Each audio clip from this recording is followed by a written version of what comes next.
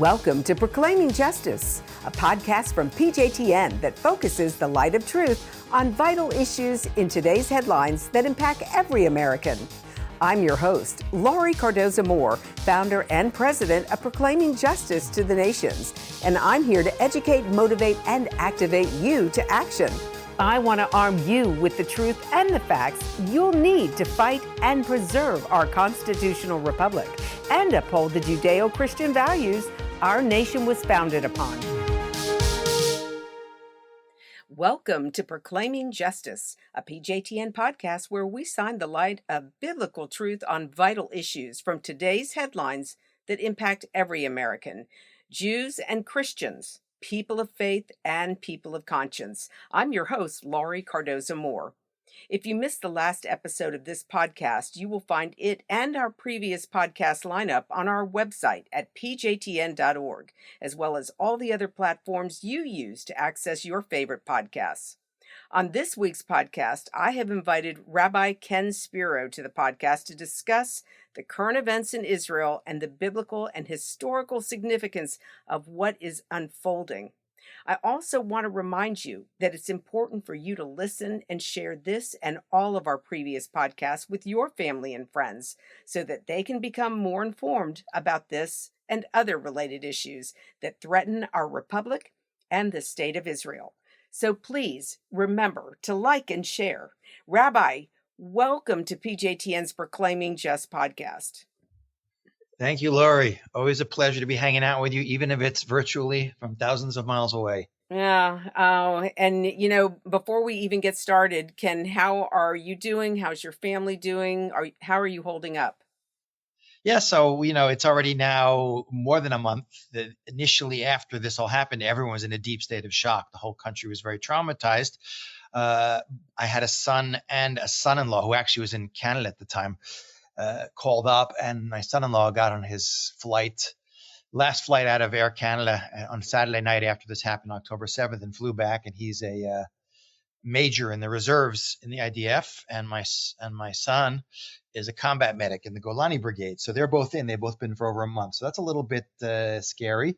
Yeah. But we're kind of used to the missiles. We're used to what happened before on the 7th. We're not so used to. So. But we're very resilient. So things have sort of gotten back somewhat to normal, obviously, because this is the front lines in Israel only a few miles away. And this is a war. It's not like Vietnam. This is a war for our existential, our survival. And everyone knows people who are involved in the army. The tiny country, the call up is huge. Largest mobilization since Yom Kippur War. So it's very much in the and on everyone's mind, at the top of their minds, and dreading every day, seeing how many soldiers, God forbid, were killed, and getting the hostages back is, of course, a very big issue, and wanting to get through this because the whole country, a good part of the labor force of the country is now serving in the military with 300,000 plus reservists called up. Right. Yeah, I heard that there were many who flew in to Israel from the United States and other Western countries where these Army reservists were called back. And it's just an amazing thing to see how the country is coalescing together to fight to take on this enemy, despite what was happening before going into this war. I mean, there was opposition in the communities. There was fighting and arguing over and debating the whole issue of judicial reform, and there were protests in the streets, and then boom, this one event, it seems to have galvanized the nation. Is that what you're seeing as well? Yeah, I mean, you pointed out something very interesting. First of all, I've noticed, because I'm a rabbi and historian, I noticed a pattern that external threats to Israel are almost always coming in the wake of internal divisiveness within the country. The first and second intifadas in 87 and 2000, Jews fighting amongst ourselves and the Israelis fighting amongst ourselves. It's almost as if God is saying, my children, you want to fight? I'll send your enemies to attack you. And that kind of is like a bucket of ice water in everyone's face to wake them up and recognize that we might choose to fight and argue amongst ourselves, but the people who hate us and want us dead don't distinguish between our religious affiliation or political ideology. So you're right. Before this happened, and I've lived in Israel for over 41 years, the most divisive things I've seen happening in the country since I've been here, what was going on prior Mm. to October 7th with judicial reform and the political left in Israel largely freaking out about their loss of power, which might Mm-hmm. be permanent given the demographic realities of Israel, and people even refusing to serve, come back into their reserve duty. And then when this hit, and it was such, this was because we were so out of line, so to speak, in terms of Mm-hmm. infighting, we got such a big smack. And everyone Mm-hmm. just lined up immediately. And as you correctly you stated, over 200,000 people came back from abroad. There's a lot of Israelis living abroad or visiting abroad to join their units. They had an over response, like of Mm. 140%. There's actually people who couldn't get Wow. into units because they had too many people in them. Mm. So what you're seeing, the silver lining in the cloud of everything that was going on before and the horrible things that happened on October 7th and the horrible war we're involved in now is the Mm. incredible sense of unity, especially between the very secular Israelis and the very Mm-hmm. ultra-Orthodox Israelis in a way that I've never seen before. And this was one of the biggest issues dividing the country. Mm. So It's amazing. It's an amazing story, and it's encouraging to hear. You know, so Rabbi, being a rabbi, being a spiritual leader, being a historian, as you said, tell us, from your perspective, what's going on? I mean, we're looking at these events and we're saying, okay, tell me what prophet foretold that this was going to happen. Is this prophetic? What we're witnessing happen? And if it is, what prophet do we look to, or prophets, I should say, do we look to? right, exactly. So I always tell people when I'm speaking a lot on this, is a huge demand for people to understand what's going on many levels. I always tell people don't get distracted by the Arab-Israeli conflict. That's really mostly a smokescreen. Don't get distracted even by the Islamic attitude towards the non-Islamic world, which is an important topic to understand, about the idea of subjugated peoples and the idea of jihad. Hmm. And I said, you got to really focus because we Jews brought into the world the idea as a God who acts in history. And Hmm. history is a controlled process leading to a destination, and the Jewish people play a very central role in that story. So, like I say, you have to really focus on what is the essential conflict going on in the world today, just like a doctor who wants to treat a patient who is ill, who may have a deep internal disease within something in their system, in one of their organs, but it manifests itself through sores on the skin. Okay, put some cream on the sores on the skin, but do not get distracted. If you want to get the patient better, you got to deal with the disease. So too, if you want to understand what is really going on the deepest levels, you have to go back into the sources. For Hmm. absolutely the prophets, 100%. And also there's some great sources within Jewish thought from some of the great mystical thinkers that are drawing on a lot of the traditions of Judaism. Hmm. Obviously, the place to look is, Ezekiel and Zechariah, Hmm. because they bring down this idea of the war of Gog and Magog, Hmm. which is a final sort of end of day struggle where the nations of the world line up to try and keep Israel from fulfilling its historic destiny, which is to become this nation that's a light to nations and bring the whole world Hmm. back to God. And obviously, it's Laura, I've noticed, I wrote the last book I wrote, which is called Destiny, Why a Tiny Nation Plays Such a Huge Role in History. I noticed that all the story beats of these great Hollywood epic movies like Lord of the Rings and Harry Potter and The Matrix and Star Wars, they all have like the same plot to them.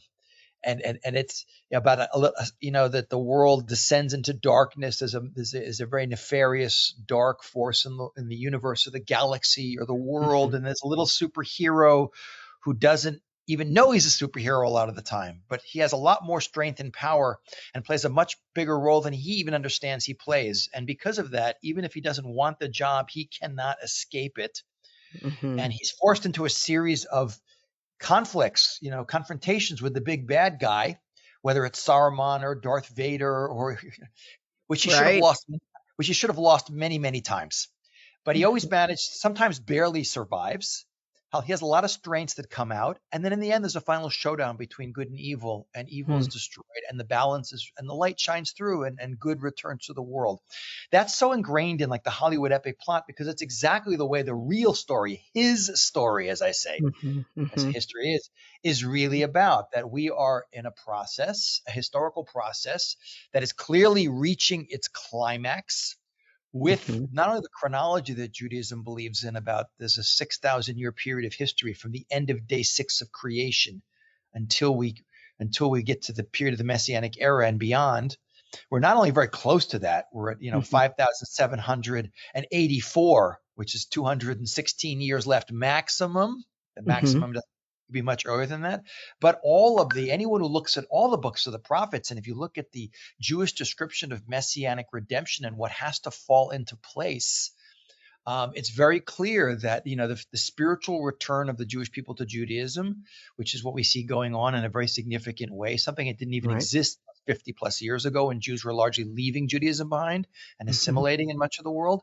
The physical return of Jews to the land of Israel, that is a process that's taken place in the last 140 years with the birth of Zionism and the rebirth of a Jewish state. The fact that 0.5% of the Jews in the world lived in what is called the land of Israel today in 1900, and today at least half the Jews in the world live in Israel. Mm. The population of Israel has gone up like 1,100%, which is more than 3 times what the world's population has done in the last 75 years, is crazy. That Jerusalem is not only united under Israeli sovereignty, but is under Jewish sovereignty for the first time in 2,000 years. But that the nations of the world, Allah, the prophecies we see in Zechariah and Ezekiel of the world lining up to try and stop us, is clearly indication that there's a direct convergence between the headlines we see in the news today and the recent events of 100 years. And then 100 years of Jewish history is a wink of an eye. We're a people that have been around for going on almost 4,000 years.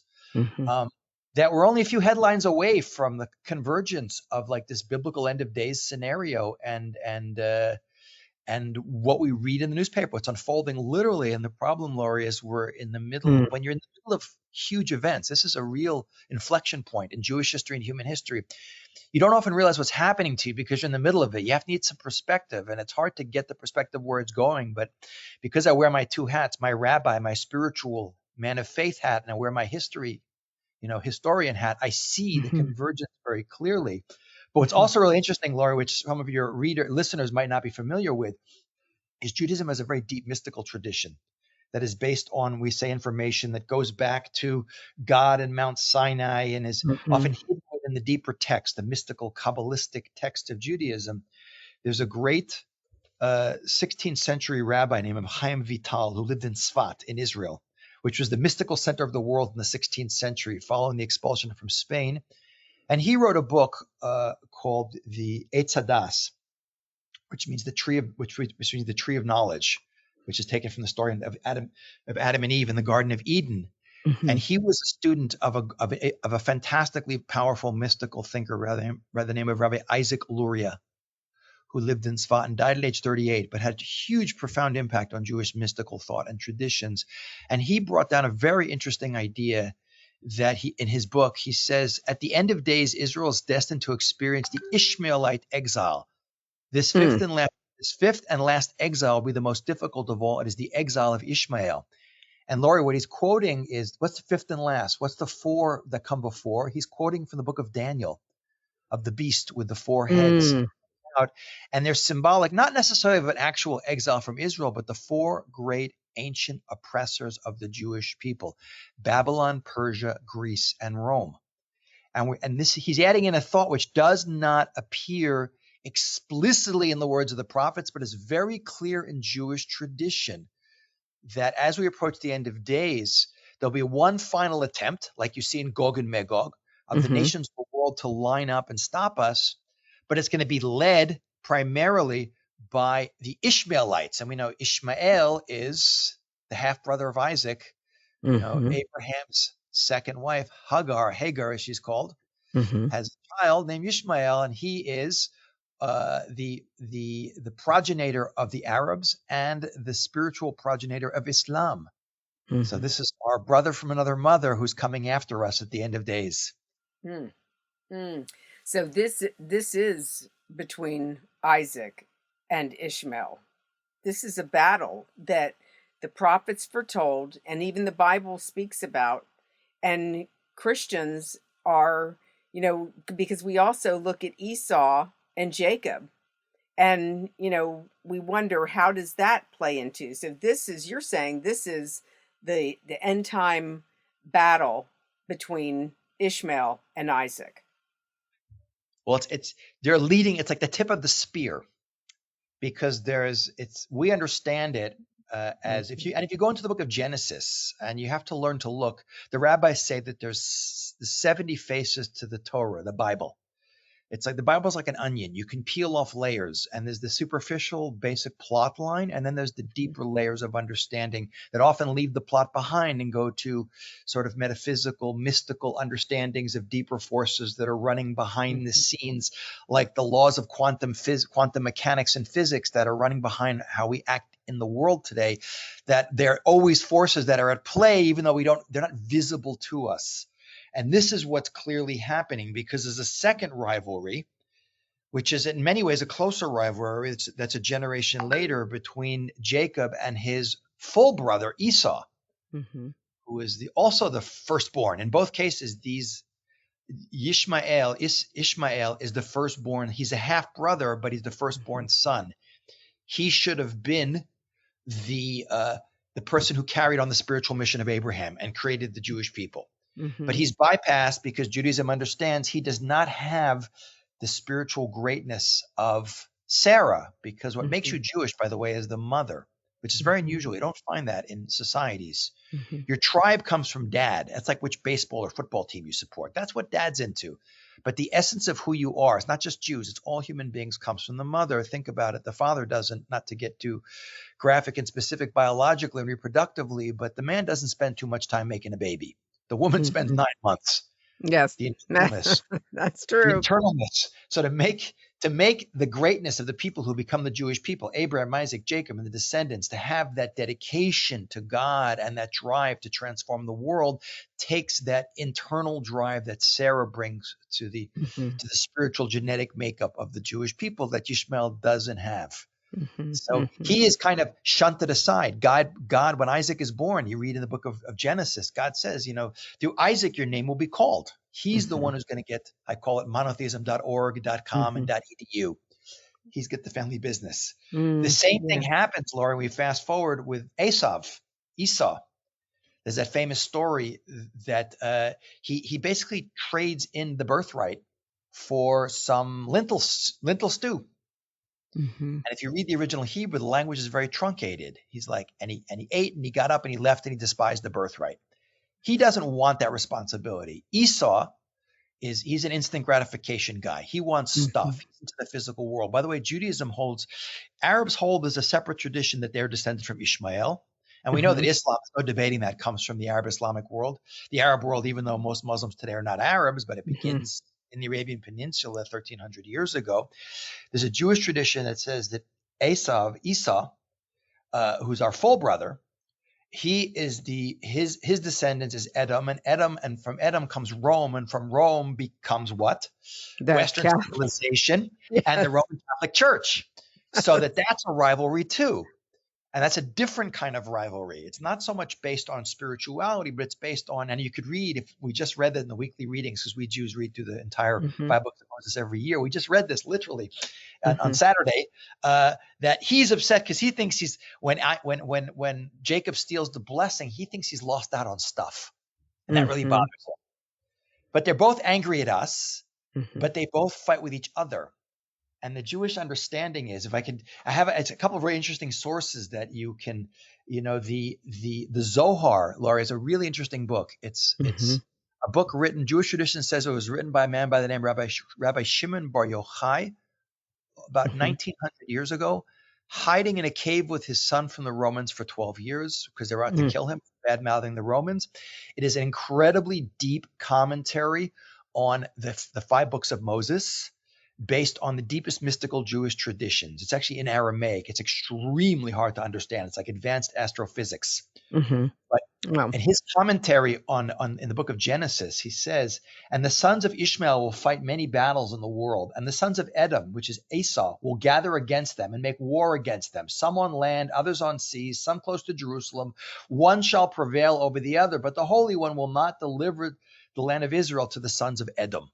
We see that the Arabs, by the way, Islam will dominate the land of Israel from the 7th century to the early 20th century, 1,300 years, which Jewish sources say 1,300 years is reward for Ishmael being circumcised at the age of 13. For every year he was circumcised. Jews are normally circumcised at 8 days old. He has to get a reward for that. Right. So he gets the land of Israel. So these guys are fighting each other, but they also will put their differences aside to fight us. So I find it interesting that you bring this up because I'm shocked. PJTN's mission is to educate Christians about our biblical duty to stand with Israel and the Jewish people, according to the Bible, against this rise of global anti-Semitism that we're going to be judged. The nations are going to be judged on how they treated Israel. And I am seeing Christians, young Christians, middle-aged Christians, older Christians who are buying into this false narrative about what's happening in Israel, that Israel should show restraint, that we should call for a ceasefire. No, you know what? I believe just clean out the problem. It almost feels like, since the Agagite king that King Saul didn't kill, it almost feels like every generation is faced with taking out the Haman, the Agagite, that was not eliminated. And what did God tell King Saul? Eliminate all of them, men, women, children, even their livestock were to be eliminated. And I mean, that concept is hard to understand in our Western mindset. But here we have Christians who are buying into this notion. I've gotten so many nasty emails from people because I sent out a prayer request and the prayer was focused on Israel, on the hostages, and I got reamed for not praying for the Palestinians. And my only response to them is 76% of the Palestinians voted for this. This is what they want. So, I mean, do you want me to pray for what they're asking for? Because that's exactly what's happening. But it's a shock to me. And so Edom, the cat, is, of course, as you mentioned, ended up in Rome, and the Roman, Roman history and Christianity, Catholicism came out of this region. And we have Christians who are not standing with Israel. They're blaming the Jews once again. And I always, when we produced the documentary, The Forgotten People, Christianity and the Holocaust, I asked the question, if the Holocaust could happen in an educated nation, Germany was an educated nation. I mean, people sent their kids to the universities there from all over the world to study. It was an educated nation. It was the nation that gave birth to the Reform movement of Protestant Christianity. And so you have to ask yourself, it was a Judeo-Christian nation. Could the Holocaust happen again? Well, we're seeing it. This is how it happened. Because people, especially people of faith, they say they're of faith, do not understand their Bible. They read through Greco-Roman lenses instead of the Hebraic understanding, and they're supporting an enemy that is fighting against God and his promise, his covenant. I mean, it's all over the land issue, the land battle, because God gave the land to a specific people group, and it happens to be Israel, all 12 tribes. And when they crossed the Jordan to go in and take the territories, Joshua led them in, and they were all to go in and help their brethren fight to take the territory that was being given to them. But I don't understand how Christians can't see this in their Bible. It boggles the mind. It's interesting you mentioned that. The first book I wrote, called World Perfect, deals with the impact of monotheism and morality. And I bring down the point that, paying lip service to God doesn't mean you're taking him seriously. The biggest problem, in my opinion, with the Islamic worldview of the Jewish people, more than anything else, is the fact that they don't have our Bible. Mm-hmm. They have a Quran, which is not our Bible. It makes references to Jews. There is actually a quote in the Quran, which no Muslim radical ever quotes. it's chapter 5, verse 21, giving the land of Israel to the Jewish people, even though there's no mention in the Quran of giving the land of Israel or Jerusalem to Muslims. That's a separate discussion. But even the early church, the number one book on the Catholic list index to ban books, I'm talking about 1,000 years ago plus, was the Bible. I know that sounds so weird, but anyone reading the Bible, and not that anyone could read, the Bible's in Latin, no one knew Latin, and everyone's illiterate in medieval Europe, except for a few people. Anyone reading the Bible and seeing what it said about morality, and it would be so disgusted by the disconnect between how the church was functioning versus what God was demanding, which explains why when you finally get an evangelical community, which gives the scriptures so much more credibility, and there's so much more interest in directly going to the sources and reading them yourselves, even if albeit you're reading them in translation, there's nothing beats reading the Bible in the original Hebrew. And things are unfortunately sometimes edited out or selectively left out of text, I've noticed. You can't but pay heed to what God is saying about the Jewish people, their unique role in history. The land is the most oft repeated idea in the Bible is God giving us a land, not as a payoff, a piece of real estate, like here's a nice vacation spot, but we are a very unique appliance. We have a very unique mission. And the only place we can plug into to function at peak efficiency and achieve our role in the world, which is to be a role model, not to conquer the world, not to convert the world, is the land of Israel. It's essential to the entire historical mission, which is why there's so much opposition to it. Now, and historically, we also understand that, on a more superficial level with the birth of Christianity and then Islam, both these religions viewed, and I'm not speaking about Christians today and some of your listeners, I'm just giving the historical perspective, that the other faiths, that Judaism got it wrong. Christianity said God rejected the Jews because the Jews rejected God and killed his son and destroyed the temple and banished them, and they're wandering the earth to be the witness people. So when Jesus comes at the end of days, they'll bear witness to the fact that he is the Messiah. And then Islam came along and said, that the Jews got it wrong and God rejected them, and the Christians got it wrong, so God rejected them. Muhammad's the last prophet and he got it right. So both these very powerful, Jews are a teeny percentage of the world's population for most of our history living in exile, but these giant religions that now govern over literally 1 billion plus people, and Christianity even more than Islam, have been fighting political, physical struggles with each other, but they're largely based on theological differences about how they perceive the end game is going to play out. But the Jewish people, we are the mother of these two offshoot faiths.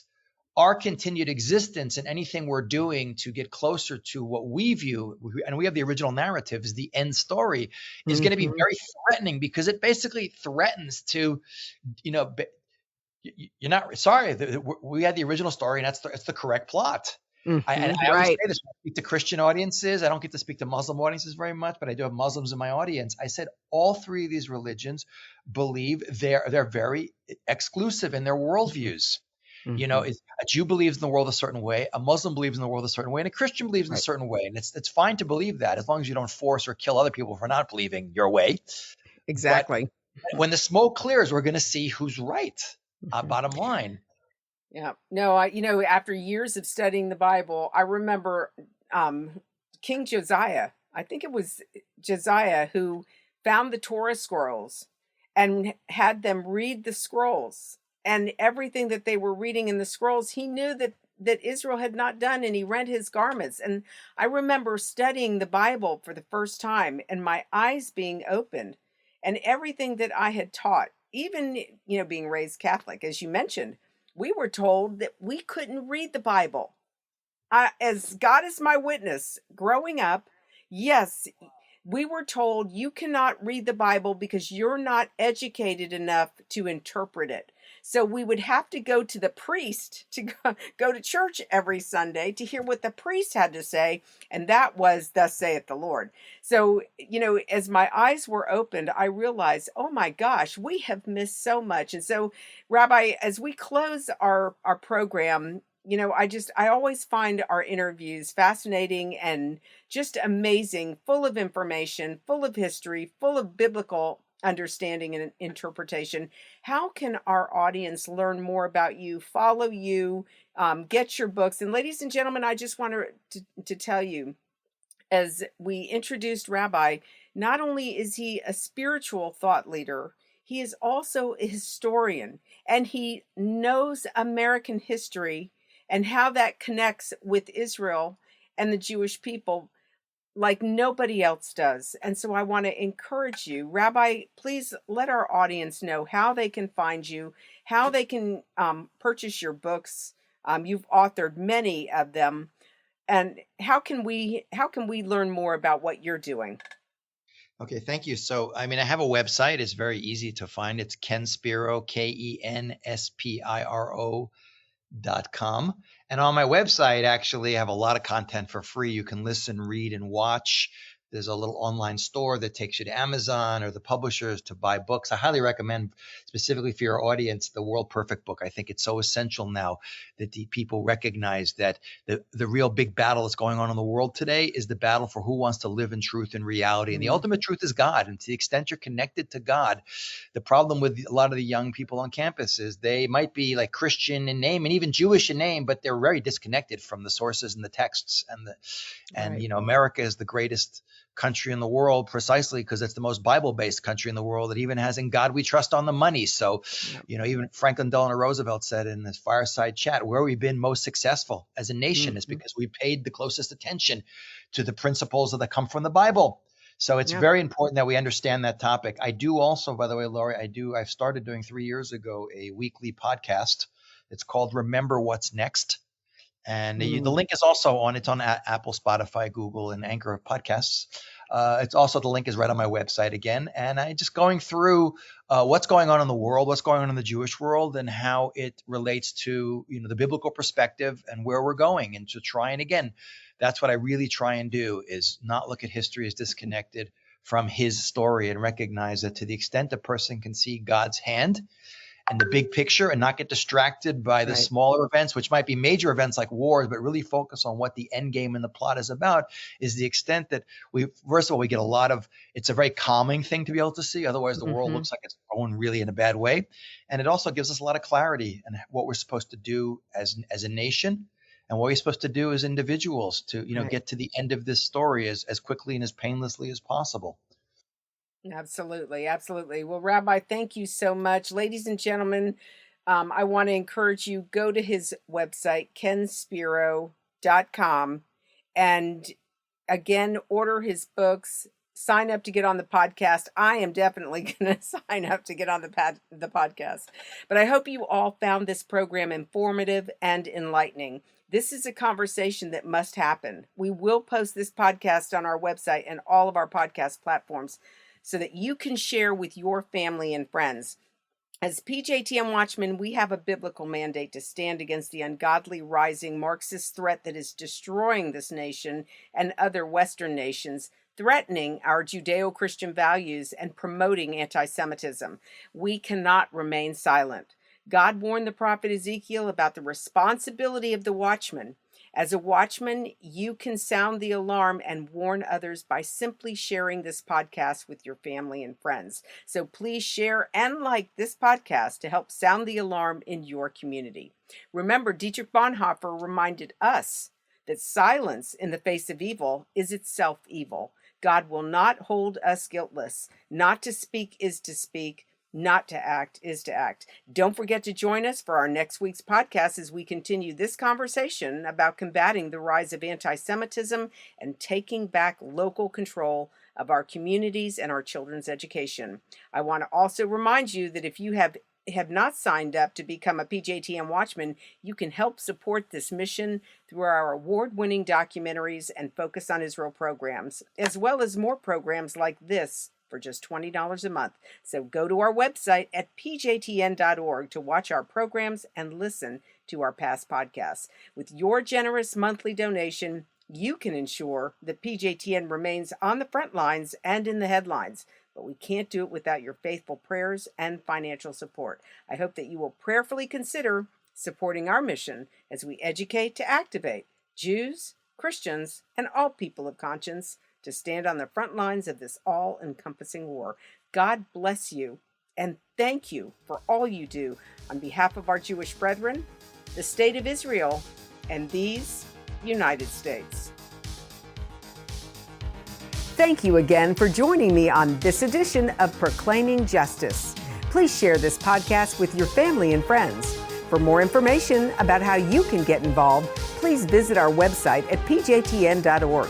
As a PJTN Watchman, you can help us keep up the fight to preserve our freedom for our children and their children for such a time as this.